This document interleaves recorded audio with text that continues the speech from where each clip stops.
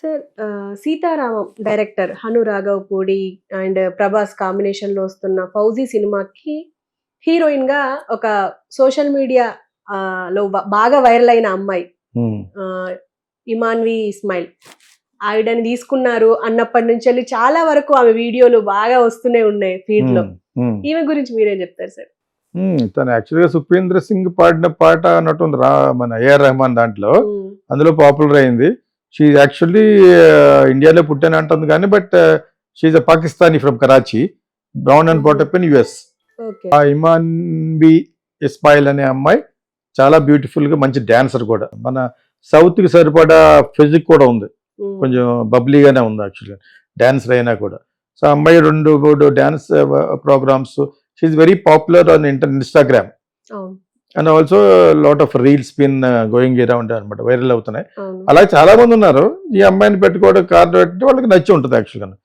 అందులో ప్రభాస్ కూడా బాగా కన్విన్స్ అయ్యి తను బాగుందని అతను కూడా ఓట్ వేయడం వల్ల ఈ డైరెక్టర్ యాజ్ స్నేకర్. అది నేను ఇంకో చోట చదివాను. అతను మరి నేను సోషల్ ఫిల్మ్ అనుకున్నాను, అది కూడా హిస్టారికల్ ఫిలిం అనుకుంటా ఆ ఫిలిం. మరి వాట్ ఎవర్ ఇట్ ఇస్ ఆ డైరెక్టర్ అంటే ఆర్మీ బ్యాక్ డ్రాప్ లో వస్తుందేమో ఆ టైప్ ఆఫ్ హిస్టారికల్ అయి ఉంటుంది. అది కూడా హిస్టరీ అనొచ్చు. ఉద్ధవ్ సింగ్ అనే సినిమా తీశారు, చాలా బాగుంటుంది అది. మన నేషనల్ అవార్డు కూడా వచ్చింది దానికి. ఒక పంజాబీ జస్ట్ ఇండిపెండెన్స్ వచ్చిన కొత్తలో ఏం జరిగిందంటే చాలా బాగా తీశారు. కాకపోతే కొంచెం ఆర్టిస్టిక్ ఆర్ట్ టైప్ కాబట్టి స్లోగా వెళ్ళింది సినిమా. వాళ్ళకి స్క్రీన్ ప్లే సరిగ్గా లేదు అదే సినిమాలో. ఉద్ధవ్ సింగ్ ముందు చెప్పేస్తే ఇంకేం చూస్తారు, క్లైమాక్స్ లో చెప్పేసి ముందు చెప్పేశారు. ఇంటర్వెల్ ముందు చెప్పి వెళ్ళి అక్కడికి వెళ్ళి బ్రిటిష్ ఆఫీసర్ బ్రిటిష్ గవర్నర్ చంపేస్తాడు. దాని తర్వాత ఇది అయిపోయింది, ఇంట్రెస్ట్ పోయింది. ఇప్పుడు వెళ్ళాడు, ట్రై చేసాడు, వెళ్ళటం అంతా చాలా బాగా తీశారు. వెళ్ళి ఇంట్లో చేరతాడు, చంపేస్తాడు. దాని తర్వాత ఏంటి, వాట్ నెక్స్ట్? అతనికి స్క్రీన్ ప్లే, ఈ మోడర్న్ స్క్రీన్ ప్లే తెలియలేదు అతనికి. సో ఈ సందర్భంలో మా స్టూడెంట్లకి ప్రపంచవ్యాప్తంగా ఆన్లైన్ చెప్తున్నాం, what is today's generation screen play, what is today's generation method acting కూడా నేర్పిస్తాం అన్నమాట. Please to callers.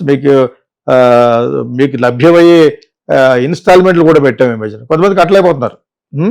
సినిమా గురించి వచ్చినప్పుడు నేను ఎక్కువ ఎందుకు చెప్తానంటే, because after all I'm a film man finally.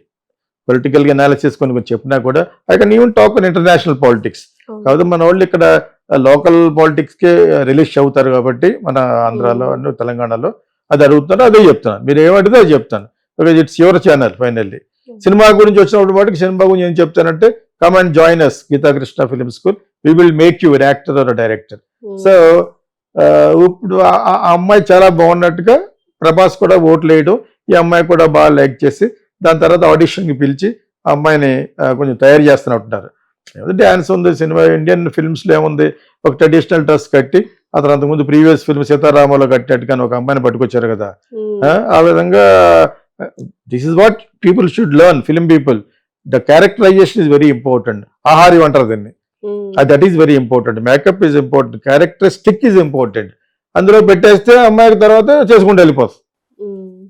The director has to have that conceptualization, uh creativity to make that girl that character. That is called method acting. ఇప్పుడు నువ్వు పెద్ద journalist గా ఉండి ఏదో జరిగింది అనుకో, నీకు నీ క్యారెక్టర్ అనుకుంటున్నావు కదా, ఈ క్యారెక్టర్ ని స్టడీ చేసి చెప్తావు. That is called method acting. What why we teach your methodology is what the other character does, ఏం చేసిందో దాన్ని ఈ అమ్మాయి చేయగలగాలి. ఓకే, ఇమాన్యుయల్ ఇస్మాయిల్ లాగా చేయకూడదు. She must do the character.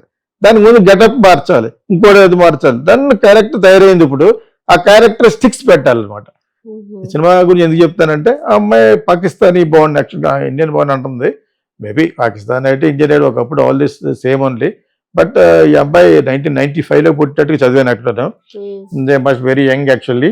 These are the things which counts for good director. అతను నేను గుడ్ డైరెక్టర్ ఎందుకంటానంటే, ఫస్ట్ నుంచి కూడా కొంచెం లేట్ అయినా కూడా మంచి మంచి సినిమాలు చేస్తున్నాడు.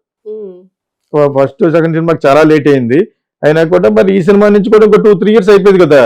మరి మమ్మూటి కొడుకుతో చేసిన సినిమా అశ్విని దత్ కూతుర్లకి, ఆ సినిమా కూడా 2 years అయింది. అది అన్ని భాషల్లోనూ బాగా ఆడింది. యాక్చువల్గా that film is much better than కల్కి. చాలా బాగుంది సినిమా. ఇతను ఇది కూడా బాగా తీస్తాడని అనుకున్నాను, బికాజ్ కొంచెం ఎలాబొరేట్ గా తీస్తాడు అతను. ఆ ఎలాబొరేషన్ లో బోర్ కొట్టకూడదు.